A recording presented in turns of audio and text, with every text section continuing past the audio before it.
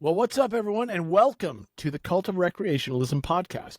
I'm your host, Sean Lake, and today on the show we've got Chris Spealler. A couple things to note about Chris. Chris is a father and a husband. Chris is a businessman. He owns Park City Fit in Park City, Utah. He is a multi-time CrossFit Games athlete and podium finisher. He's an avid outdoorsman, skier, mountain biker, rides a little motocross, does a lot of outdoor things because, Park City. And he is a coach. He is a programmer of fitness to enjoy life, especially when it's outdoors. And he's here with us today. Welcome, Chris. Thanks, Sean. That was an epic intro. One of the better ones I've had. Wow, thanks. I'm just here to hype you up, man. I'm like your fluff man for That's podcasting. it. That's it. Make me feel special.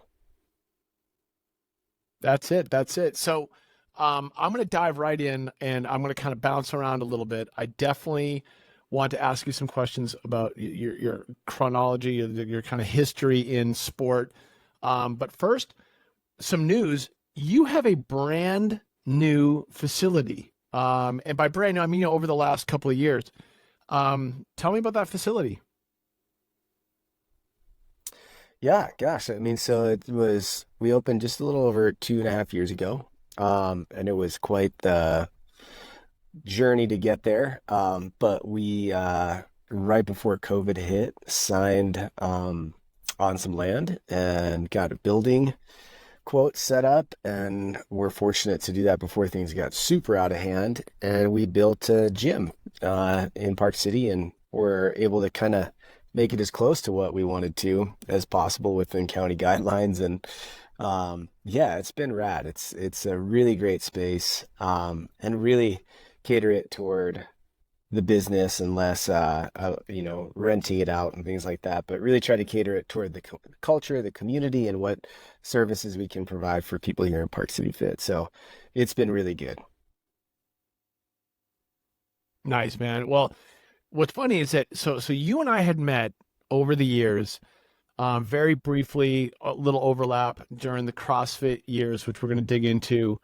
And I think that was just more drive by, and then we reconnected with Bubs, and specifically early on Bubs's history and kind of connecting with you and establishing a relationship was you figuring out that my old boss at DC Shoes was Ken Block, who was your neighbor at this plot of Yes. land that you were trying to get access to and go through the permitting. And you're like, hey man, can you get me a meeting with Ken Block?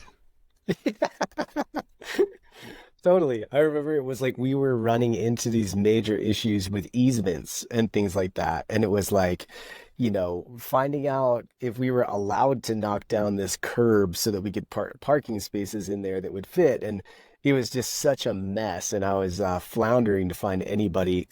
And lowly me trying to get a meeting with Ken Block, but hey, shoot for the moon. You know what was great was I just remember putting you in touch with his assistant, Kate, who's an old friend of mine, and was like, hey man, I'm in San Diego. I don't know if I can help, but Kate knows everything and everyone. So hopefully that bore some fruit because obviously, the gym's up and running now. So that's awesome. It is. Yeah, we're there. We made it. And then on the side of having Park City Fit, tell me a little bit about what you do with Pivot. And for anyone who doesn't know, Pivot Yeah. is one of the main kind of mountain bike outdoor brands. They make insane bicycles, like some of the Oh best bikes man, going. What do you they do with those do. guys? Yeah, so it's been really fortunate. There's a gal, Elle Slater, that used to be there, and she reached out to me, and I was at the time riding a Pivot Firebird, and I posted some pictures of me out there, and she connected and was like, "Hey, I'd be interested in doing some work with us." So basically, I'm a brand ambassador for them, and will write up sometimes fitness content or blogs. We've done a couple seasons where we've done kind of a preseason program to prep for riding. We did one that was, we call it a mid-season maintenance program. And those were kind of these 9 to 12 week blocks helping people that were mountain bike oriented, And really, honestly, one of the things I'm trying to do with them now is figure out how do we get all these people in the fitness world that have some good capacity, but maybe they've been doing this thing for the better part of a decade or even two, and they're trying to branch out and explore. I think I really think there's two avenues that people that have done CrossFit for that long would really enjoy. One being jujitsu and the other being mountain biking. And those two things I have found are quite addictive with a similar personality, and they provide progression. And mountain biking, there's so much feedback. Every time you ride a trail, it could be different. So yeah, I'm fortunate enough to do some work with them and write blogs and programs, and even would love to host a camp, a mountain bike camp, get some people out doing some workouts and riding some bikes and show them what's up, get them on a mountain. Yeah. That's a theme we're going to come back around, which is that what do you do outside of the gym? It's a big conversation I think to have, which is like, hey, if you're going to invest in the time to go to a gym, whether it's 24-hour fitness, whether it's, Globo Gym or, a boutique, and again, from Pilates to CrossFit to you name it, what's the point? Is it look good naked? Or is it to go out and have these adventures? And you and I, we've had so many conversations on this, which we'll dig into a little bit around, hey, let's go do good things. Like, let's go outside and have adventures and be able to, have the stamina, the endurance, the put out to get the most out of those experiences. So that's kind of a dream setup, right? Like, you've got Park City Fit, which is your fitness dojo, and then you're in Park City, Utah, where your access to the outdoors in the summer season for mountain biking, for motocross, for you name it, just hiking a great trail. And then in the winter, obviously, we know it's going to snow 500 plus inches in the mountains and get up there and enjoy that. Yeah, it's funny. It's probably more a matter of, as convenient as it is, still forcing myself to make the time to do that, because it really is right out the back door. And man, I lived the ski bum lifestyle for a good 5 years, skiing 70 days a year and making $9 an hour and eating ramen. So I lived it and got to enjoy that. But yeah, absolutely. I mean, and what's really cool now is I get to share that with my kids, give them that adventure and that outdoor lifestyle. And they have no idea, because they're born and raised here, how lucky they are. But I try to remind them, like, hey guys, this isn't normal. And enjoy it, because it's pretty rad. Yeah, you are literally in God's country. So now let's go way back, because this is actually a part that I've known a little bit through prior conversations with you. Where are you from? You're from the Midwest. I'm actually from the East Coast. I was born. I like to claim this. I like to claim it, Sean, because I feel like it matters. I was born in Salt Lake City. So I swear the mountains are in my blood, but I think when I was like 8 weeks old, my parents moved to Pennsylvania, which is where they're from. So I grew up outside of Philadelphia, about 45 minutes northwest of Philly. Does that make you like a suburbia. Phillies fan? Dude, Are you one of those guys? I have to be. If I said I wasn't, I could get like a bag of urine thrown at me. I have to be. You will. Yeah, You will. right. So I have to be, of course. I'm a Phillies and Eagles fan. If I don't, then my life's in jeopardy. It's unbelievable. Yeah, I've got way too many friends that are from either like North Jersey, suburbs outside of Philadelphia, and their fandom, well, it reminds me of being from New England and how obnoxious New England sports fans can be. So maybe a grudging respect there. Everyone except for the Flyers, I can't abide by them. But hey, Too many fights. too many fights. Too many That's fights. it. Bruins, Bruins Flyers. That's some dangerous territory. All right, so Absolutely. your parents ripped you away from your birthplace at 8 weeks old. You didn't even have a chance to talk to them about it and argue to stay. Right. And they rug you out to suburban Pennsylvania. Yeah. Was that it? Like you stayed there till you graduated high school? Yeah.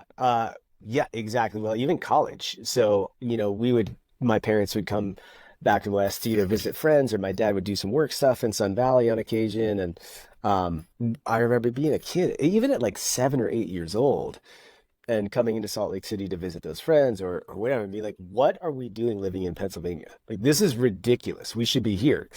Um, and obviously, just life circumstances didn't allow for that. As I got out of high school, I looked at colleges out west, but I really wanted to wrestle in college. That was a big deal to me. And I really wanted to try to make a big push for D1. And I looked at some universities out west, but they just didn't have a program that sat well.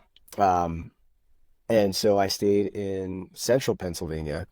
I mean, like blue collar town, Lock Haven University, and I wrestled there. And the second that I was done, I actually did my internship in Park City and never went home. So that's yeah, I'd been trying to claw my way back for a while. I bet. Well, no, the wrestling thing, was this like a sport you discovered in high school? Was it, early on in the family? Like, because wrestling's, somewhat niche. Like, you get into wrestling, you're on a certain trajectory. But we're not talking, hey, you didn't pick up baseball, football, soccer. You went into wrestling. Yeah, so I was definitely the kid that was playing all the sports when I was young. I played soccer, I played lacrosse, I ran track, but wrestling was kind of this common thread. And no kidding, I was in first grade and I remember walking up to my desk and they had these little flyers on the desk and it was this neon yellow flyer. And it was, come to wrestling tonight and check it out. And in my head, I was like, this is awesome. This is like the WWE. Like I'm thinking like Hulk Hogan, Yes. Andre the Giant, Jake the Snake Roberts, like Yep. let's go. You're Superfly Jimmy going, you're going to Snuka. literally learn how to sumo flex on someone and just body Yes. smash. Yeah, totally. So I'm like, I sign me up. So, so I go home, I tell my parents, I'm like, yeah, I want to go to this thing. And I remember still going. I went in a pair of corduroy pants and a t-shirt. And I wrestled at the practice and the coach was like, hey, if you like it, come on back. Just don't wear a pair of pants that have like a snapper zipper on it because it could cut someone. And there was sort of this moment where I was like, oh, this feels really fair because shocker, I was a really small kid. And I remember being like, wait, I get to get paired up with like kids my size? This is cool. Yeah. And honestly, that, I could go down the rabbit hole, but aside from all the other sports that I played, that was just sort of this consistent thread that was really kind of who I was as an athlete from a little guy. And I had some cool opportunities to wrestle at Foxcatcher and, um, it's like college and some overseas stuff. So it was really great. But I would say yeah, I was a wrestler through and through. Yeah. And let's not underplay that. Number one, um, if you're fans of the Iron Sheik and you go that far back in wrestling or Rowdy Roddy Piper, like Let's go. Ric Flair, you're come on. you're in. Okay, like you're in. And clearly I'm hitting something there because I know you are fans of all of that. Um, just some classic storylines. But then you realize like, hey, this like real wrestling, and you've got an affinity for it, and you carried it through. Well, the affinity like took you to like the highest levels of collegiate wrestling, and you even had you just said some tournaments overseas. So tell me a little bit more about that. Like high school wrestling, got it. Did you like win the state championship? Like how far did you go in that before it flipped to college and like really taking it to the next level? Yeah, I was a good wrestler, but I wasn't, a phenom. There are some kids that were 3 times state champs, things like that. And I wasn't that.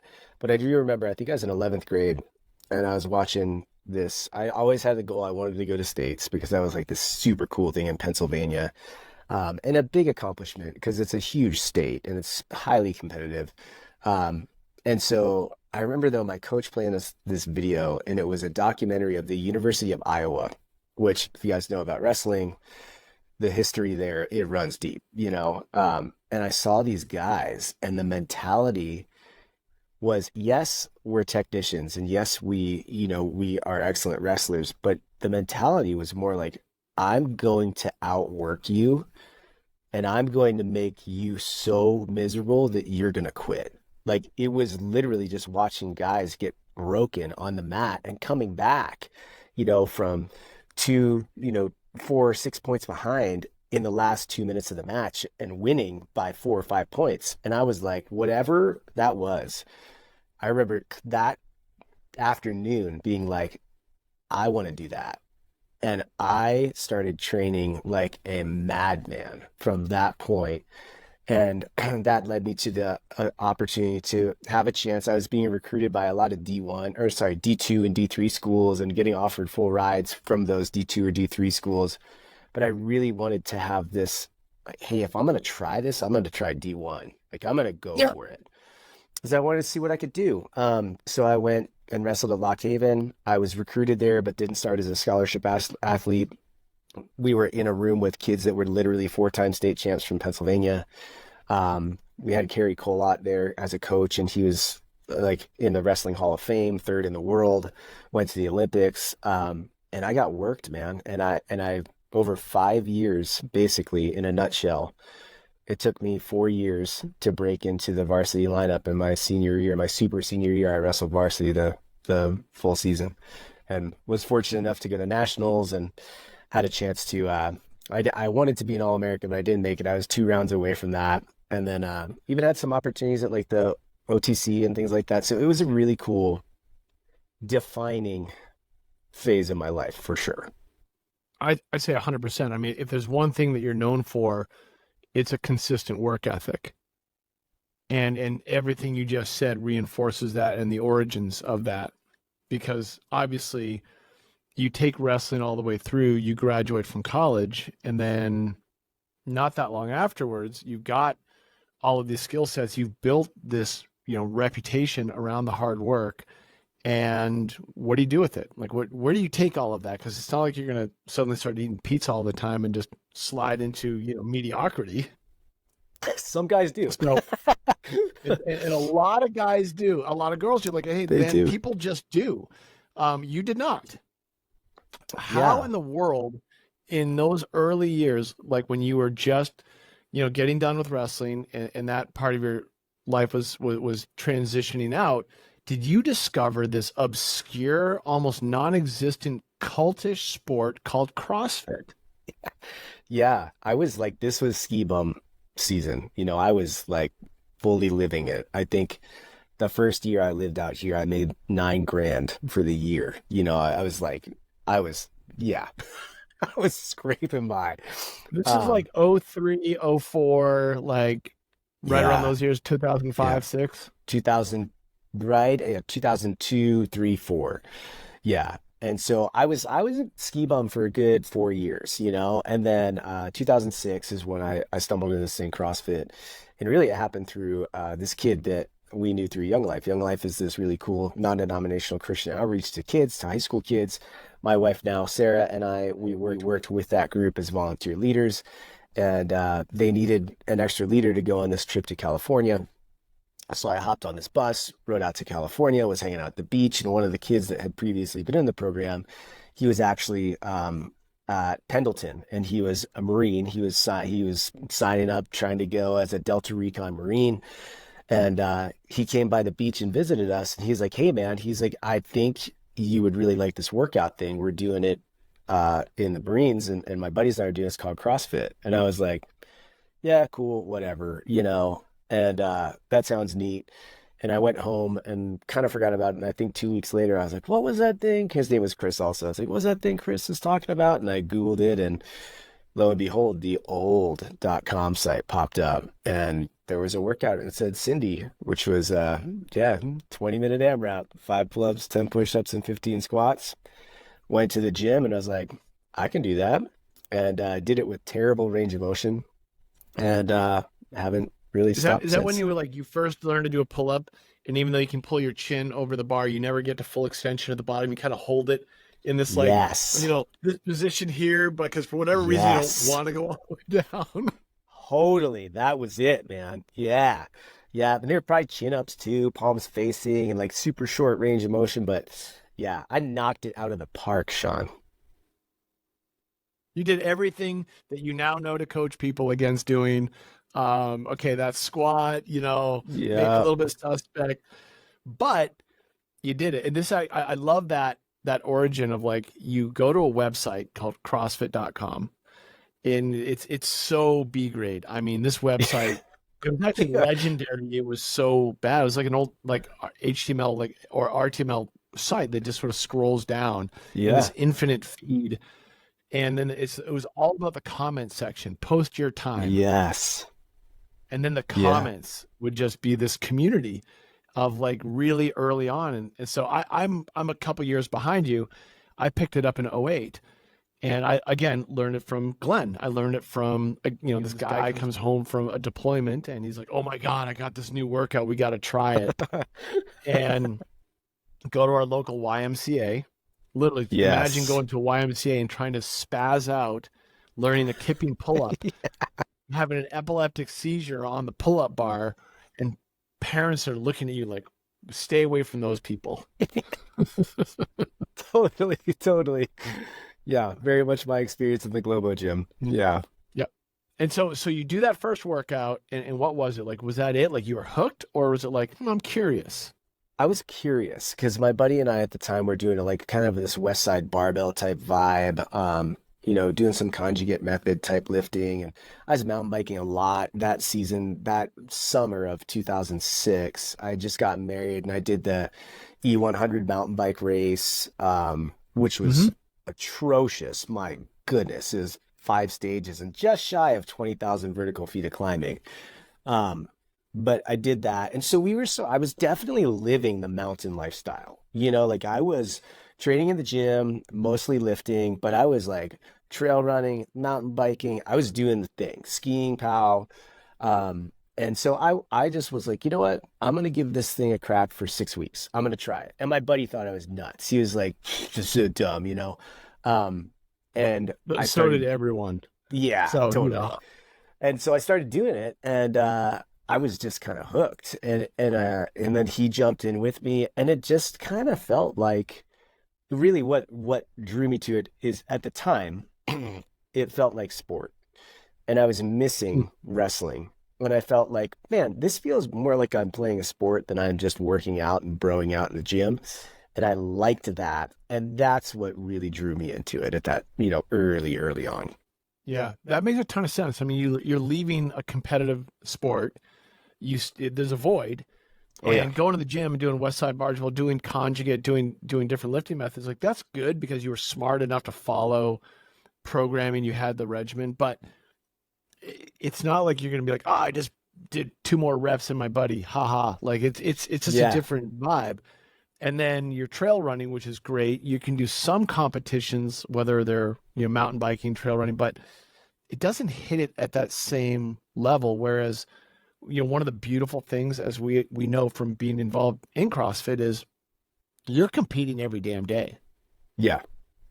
Like, and it's all laid to bear. Like, it's out there. You, whoever else is in the gym, whoever else you're talking to online, like it's your effort laid bare. Yeah. Especially then. It's a much different expression for me now, but then that's what it was. I mean, that's the way you and I were quote unquote raised in the CrossFit world. I mean, that was like you die for points and you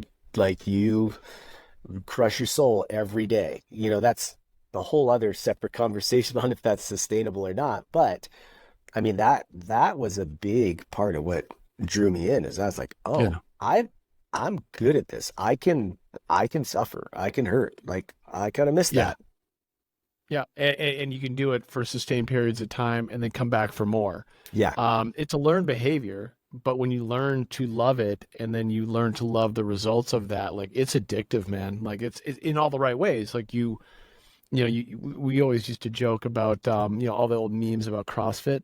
Like, how do you know someone CrossFits? Don't worry about it. They'll tell you. That was so true back then. But, in '08, '09, I remember like I walked through an airport and if you ever saw out of the tens of thousands of people, anyone who had CrossFit, anything merch on, you were drawn to them. It was just like, Yeah. honestly, when I met skateboarders and, kids into punk rock music when I was in high school, it was the same vibe. Like you just wanted to talk to them. Like you felt an instant connection to them. Yeah, you're like what this is about. You know what I do. Yeah, Yeah. for sure. You get me. I mean, those And days were awesome. Like they didn't even have CrossFit shirts, you know? And like you would go to your level one and get one, and I was like the coveted CrossFit shirt, you know, it's yeah, the first that one you old had. iconic font across the chest, like, Totally. oh yeah, it was great. So how did you go from doing your first Cindy workout at well, for those who are uninitiated, CrossFit's famous for naming workouts after different women. I actually kind of forget why Greg Glassman would name it. I always thought they were his ex-girlfriends, and I was corrected on that they were just like friends of his that, they would be inspired and then they would just get a workout named after them.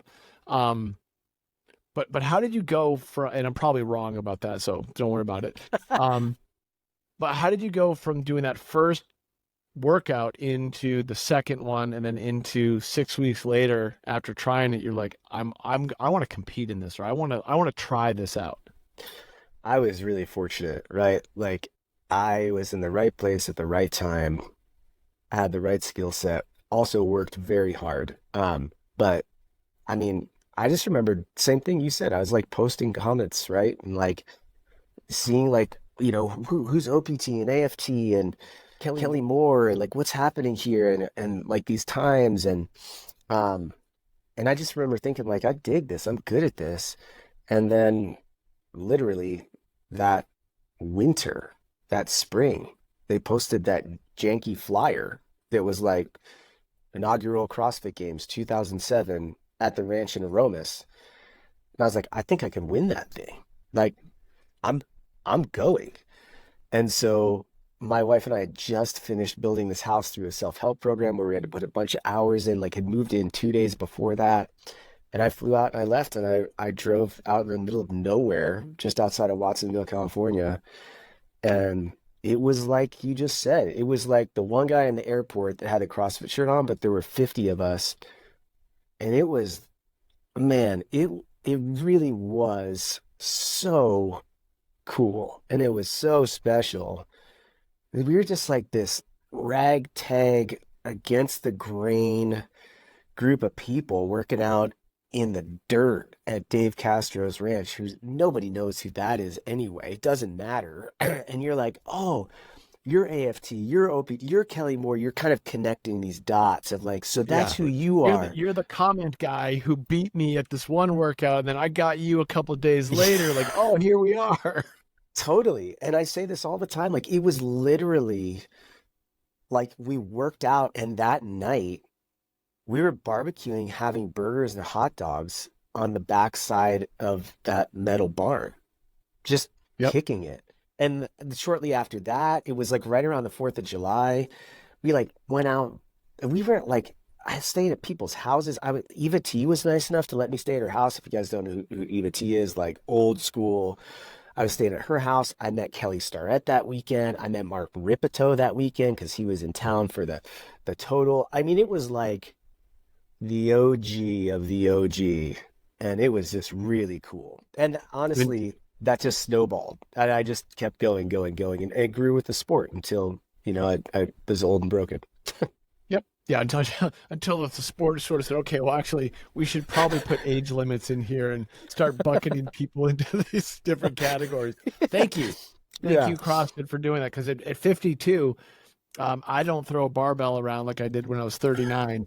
No. Um, and that's just it. But that's actually a good segue into the. I want to talk briefly about kind of the pinnacle moments there, because for a lot of people who are going to listen to this, a ton of people are going to say, I don't do CrossFit.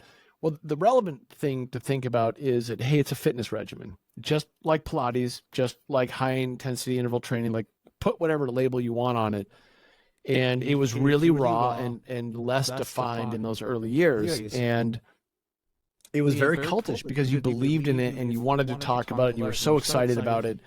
And that was common throughout the whole community. You felt this energy around, and it's hard to bottle that up. But I'm personally grateful to have felt that and been a part of it, because I had that experience in my 20s with snowboarding. Yeah. You had that experience with wrestling. So if you have a thing that whether you're good at it or you just love it, but you identify with it, to capture that a few different times in life, I think is rare and special and should be celebrated. Mm. Now, back on the CrossFit thing, This also went from like no one knows what it is to this almost stratospheric popularity very quickly. And we've seen it a lot since then, right? Like between F45 and Orange Yeah. Theories and a lot of different kind of franchise gym model things. The one thing I would argue they all lacked was a large sense of community. And that was something that I think CrossFit did such an exceptional job at then. I think they're back doing it again now, which I love. So I love seeing that. I mean, I think they kind of had to go through a little bit of a malaise there. But take me to those years when you go from the ranch to all of a sudden you're at the Home Depot Center in Carson, the home of the X Games. You're under the spotlight. It's being televised. Like this thing just went from nothing to wait a second. Like we're on TV with this sport throwing barbells around. Yeah. And because I grew with it, it sort of was this natural occurrence, right? But I do remember in 2010 walking into the StubHub Center or Home Depot Center at the time and being like, something big is happening. You know, things are really changing. And it was like, it was really cool because it was this in between year where they were making the step, but the crowd was still really tiny, you know, and like the seats were definitely not full. And then the next year, 2011 hit, and it was like turbo boosters, man. Like, you know, packed seats, Reebok's in the game now, making shoes, sponsoring athletes. There's more prize money on the line. Like it is, and like you've got all these companies kind of starting to grapple at it and trying to find their spot, whether it's supplement companies or apparel companies or equipment companies, and they're all jockeying for position, right? And you're just sort of in the middle of all this. And I was still teaching seminars at the time, and I mean, I was like Mr. CrossFit at the time for sure. And I just grew with it. I mean, right? that was a So couple every year, fast years, right? yeah, Like from '07 to 2011, you know, like you got 5 years there of this growth going just up, up, up. And then Reebok signs that ginormous sponsorship deal to kind of reinvent their brand, adds a yep, huge amount of legitimacy to the games. And then you're landing contracts. Like you're the poster child of Reebok. You're working with Progenics. yeah. You still got any bags of that lying around? Who knows? They probably expired. Yeah, Keep the t-shirts, maybe toss the whey protein. That's probably a yeah, yeah, bad mix up these days. yeah. Oh, that's Oh great. man.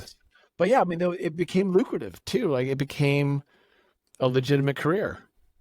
Yeah, and I was really fortunate. You know, like I really was. I remember, you know, Rogue being my first sponsor, and I mean it was peanuts, you know. But obviously since then, that's changed for so many athletes. And yeah, I mean, I had opportunities through some great companies that I worked with, that I never would have had otherwise. You know, I was, uh, yeah, I mean, like yeah, I mean, I was a sponsored athlete. I was teaching seminars for CrossFit, traveling the world. I was running my gym. I was a dad. I mean, it was crazy busy. Like it was nuts. You're the hood ornament on a freight train just going a million miles an hour. But it was a pretty radical time for sure.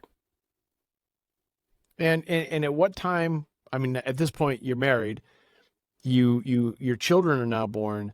At what time and period did you decide, okay, this thing's up and running, it's a freight train, but I need to step back. I don't need to compete anymore. I want to be at home. I don't want to be doing these weekend coaching trips. I want to focus on family and the gym around me, and actually maybe be in Park City where you went through such efforts to get back to since you were 8 weeks old. Yeah, right. And so like that 2013, I missed qualifying for the games, thought it was going to be my last year, decided 2014 to give it another shot, but really sat down with my wife, Sarah. We're like, hey, this has to be the last year. Like, for a number of reasons. One, you know, our kids were starting to get a little bit older, started close to knocking on the door, getting in school. My body could not tolerate it. I was a wreck, man. I was like not well.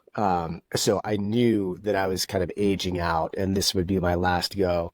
And so it was. I was fortunate enough to go out there again and have one last hurrah on the floor, which was really great. And then over the next 2 years after that, I still taught seminars. And same thing. I kind of, I had been on the road busy years. I was on the road 42 weeks out of the year, and yeah, like a lot. And so that again, kids getting into school, wanted to be around, took the step back from there. So yeah, 2014 to 16 was a real, okay, we need to shift. But it took me probably another 3 years after finishing competing. Probably took me till 2017, 18, maybe even 19 to really redefine like who I was and what I was doing, why I was doing it. And that is when that door opened up again of I ski POW, I downhill mountain bike, I want to learn how to dirt jump, I ride moto. I like this is why I do this. So it really came full Yeah. circle to the real reason why I think the majority of people should train.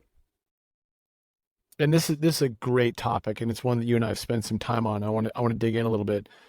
I mean, there's a lot of soul searching in that when you're taking part in a sport and then your body eventually says your time's done here. Yeah. But the modalities, the training tools still apply to the rest of life. Like it can be really tricky to like pull back from being that competitor, pull back from doing it at the most elite level and getting back to just having fun with it and Yeah. using it as a tool to do these other things.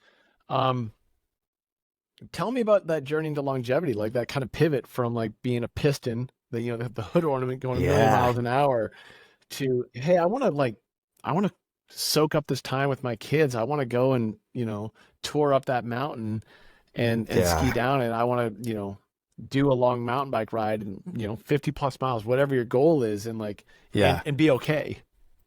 Oh man, that was hard. I'm not gonna lie, that was a really hard transition for me. And I wish it would have been easier.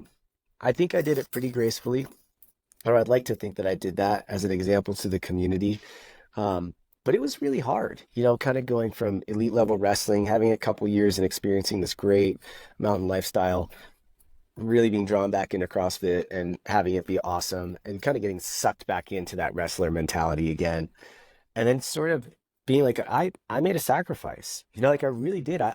It was all good, but I missed out on a lot of things over a decade that I otherwise would have experienced. And that's okay. But that helped me sort of be like, okay, why do I do this? What do I want my kids to be about? How do I want them to experience life outside of the gym and adventure and experience? And I love mountain biking. I've done it since I was, gosh, 14, 13. I bought my first mountain bike, which was not a mountain bike, it was knobby tire, hardtail bike. But the mountain bike, I would say, cracked open that door again. And I really started to enjoy downhill mountain biking, dirt jumping, getting into that, and that cracked the door open into moto and started to do some enduro races. Quote unquote races. I'd more just ride an organized ride. But and Yeah. then more time on the hill skiing and those things. I realized over a long period of time that like the beauty of training in a way, an appropriate way that gives you a base of fitness is that I get the privilege to have my buddy call me up and say, hey, and this happened. Hey, Chris, will you come paddleboard the Nepali coast this weekend with me for a fundraiser? And I'm like, sure, I'll be there. I don't have to train for it. I just go do it. My buddies were going to run a marathon and they're like, do you want to run a marathon? I was like, sure, when is it? And they're like, this weekend. I was like, cool, let's go. I'll just do it. If someone wants to go for a hike or if someone needs to help me lift a heavy thing in the garage, if we want to, I realized I don't have to ask them, well, how far is it? And how heavy is that? I'll just be like, let's go. And I was like, that's what's so Yeah. cool is now I get to enjoy that in the expression of really what it's there for. Because otherwise, can only do so many thrusters and burpees, man. It's all the same, you know? But when you get Yeah. outside the Straight gym, up, yeah, it's where the world opens up the possibilities. I mean, it's funny because like I got into it, like I said, in '08, and it was this training tool, but I loved what it could do for snowboarding. And mm, I knew I was like 38, turning 39, and like my professional snowboarding career was long gone. Like that ended in my late 20s, turning 30. But my love for it actually went up in that time. Like I just loved the sport more, and I wanted to be a part of it with a board under my feet on the mountain. But the gym wasn't my friend until I made it my friend. And then, so I mm, think for a lot of people that have passions, and that passion could be anything, like it doesn't matter, like pick your poison. We all have things we like to do that are outdoors. The question I think the whole world can ask itself is, wouldn't I enjoy that activity more if I was a little bit more fit, if I was a little bit more prepared? And that idea of being prepared for the unknown and the unknowable is, cliche as that always was to hear, made perfect sense. And just like you, like I want to be able to show up if a friend needs something, lift something, carry something, go run somewhere, go do anything. I want to be like, yeah, I got you. Like, no problem. yeah, Let's go. And that's a dependability that I take pride in. I think a lot of people do, or they would if they had it. And then you go, well, geez, instead of all, being negative about stuff, I have the ability to do it. And I have more yeah, energy from it. I have more utility. Yeah. Burpees, thrusters, man, that stuff's boring as the day is long. yep, But when you're done with them, and then you can go on a ski vacation, or you can go and ride your bike and do that much better. Hey man, it's worth it. And look at vanity. Vanity is very real. Like, yeah. I made a joke earlier about looking good naked. Like, hey man, like that, there's People nothing care. wrong with being a fit human and running around the world. Yeah, for sure. And I think that like So, if I could so encourage now anyone, open that door. I think that's what you're here for in some regards. And that is something that we've talked more and more about in that narrative.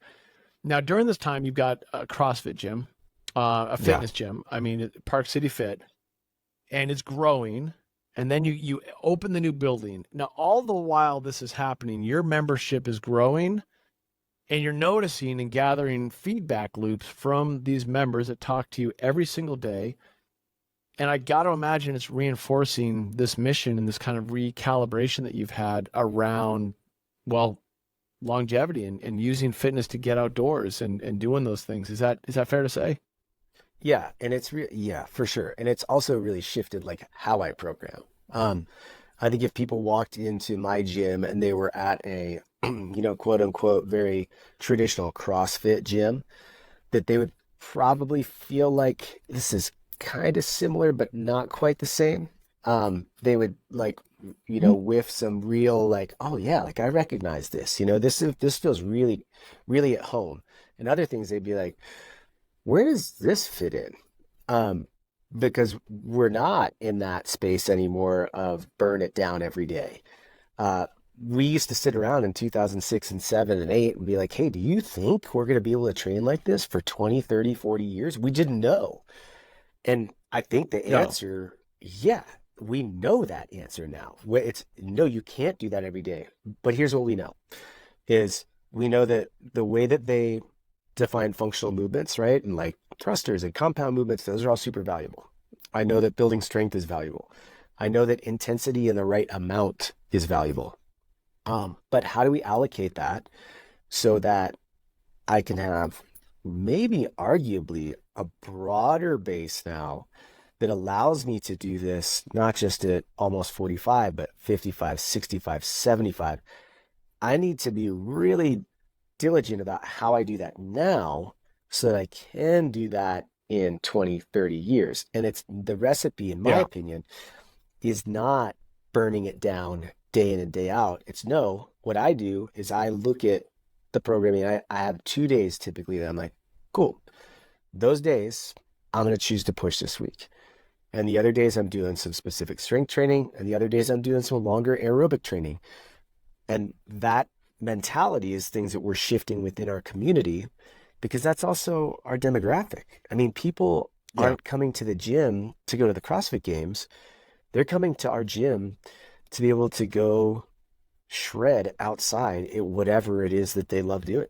And so I program to serve that. And we have members that have been there with us for literally 17 years. And if I don't evolve and grow, I'm going to lose them.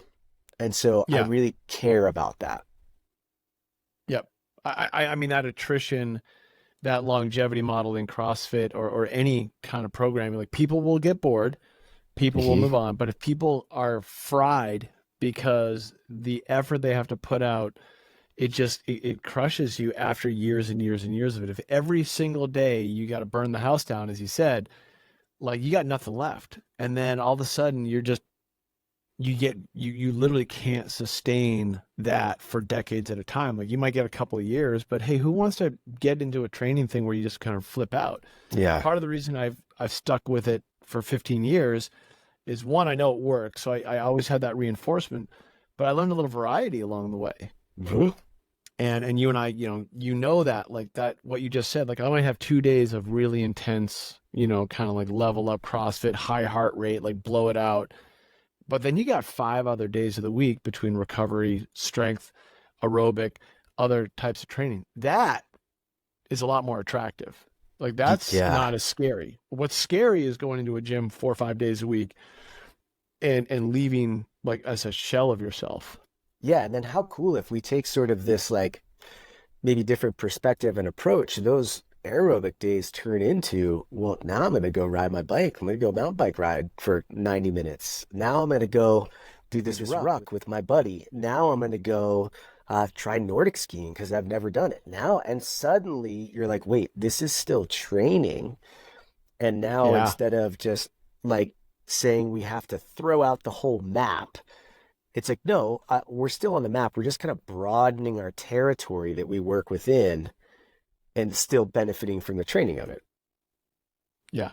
It's awesome. I mean, what an approachable and attainable set of goals and results, right? Like this isn't hard to do. I can go into this gym. I can go into, your gym and train, and I'm not gonna, you're taking a lot of the intimidation out of it. It's attainable. Like these are Hmm. fitness results that you're making work for a lot of different demographics. And what I mean by that is an aging population and a young buck population. And you've got a great set of tools to scale those workouts. You spend a lot of time doing that, making sure that what is going to work for me at 52 is going to work for the young kid, maybe fresh out of collegiate wrestling, who's coming in Yeah. looking to really get after it. Yeah, for sure. Yeah, And we really look that's the at, good stuff. yeah, we really look at less at like, if you guys are from the CrossFit world, like really traditional, we look less at scaling and we look more at like movement, demand, and function. So, instead of it just being like, hey, Sean, instead of using 135 on the snatch, use 95. It's like, well, that, let's just be honest, like that just might not be appropriate for somebody. Like I can't really do that very safely, soundly anymore. So I'm just going to change the movement pattern, but it's still going to be some kind of hinge and squat. So, I mean, again, there's so many ways to express that, but that's, I think, the next evolution of what has to happen if people want to train like this for decades, multiple decades. They Yeah. have to address it because otherwise you can't tolerate it. Like your body just can't. And if I told someone the other day, like I care about strength and everyone should, because it doesn't matter what kind of athlete you are, strength is the first thing to go. I was like, when I'm 80, I'm going to be back squatting. I don't give a crap if it's a 45-pound bar. I'm going to be back squatting. But at 80, I probably shouldn't be doing like repeated squat snatches, or Olympic lifting might not be appropriate for me. So anyway, Right. all ways to express it. And it's been really fun to try to kind of be a catalyst to that in the community. I think that's really important, man. I think it's needed. And I think that And you are I think it's you are on the front end of it. I mean, think about this sport 20 years ago. all the athletes that were 20 years old to 30 years old then Yeah. are now 40 to 50 to 60 years old. How many of them are sticking with it? How many of them are still in it? And how much has the sport evolved to accommodate those different moving patterns? So I love that you're on the front end of that because, again, I'm 52. I'm going to turn 53 in a couple of weeks, and I have no intention of stopping. But I Yeah. also got to be kind of self-aware that, yeah, some of these movements aren't quite the same as they used to be. And whether it's a weight change or a movement change, like be ready to evolve. Like, trust me, I spend more time on a Peloton bike now than I ever used to, or I ever thought I would. Right. And And that's like, what a okay. Um, totally embrace that. Like let's help people embrace that and not be like that's a less than approach. yeah, exactly. Like, it's funny when my wife first bought the Peloton, I was like, cool, I got my kettlebells. And then two back injuries later, I'm like, oh, well, guess what? That Peloton's looking really good right about now because doing nothing isn't an option. Yeah. Love You it. know, so I hear you there. So now tell me where folks can find you. Obviously, with 250,000 followers on Instagram, a lot of folks know where to find you. But tell us on what's your Instagram and all that good stuff. Yeah, really just Instagram is C Spealler. You'll see fitness stuff on there, adventure stuff. That's a good spot to hopefully get a glimpse of what um I think that bridging the gap should look like these days. And then Park City Fit, that's our gym. And we're just kind of re-evolving. Just man, maybe just come alongside of us, and like let's figure this thing out together. I don't have all the answers. I can tell you that right now, but I will tell you that I'm a guy that's willing to ask the questions and I'm not afraid to try. I'm not afraid to get outside the box. And oddly, could I go back to that maybe old school CrossFit mentality where we're not afraid to experiment. We're not so Yes. concerned about the sport. We're like, no, I genuinely want to find out how do I become the most well-rounded athlete.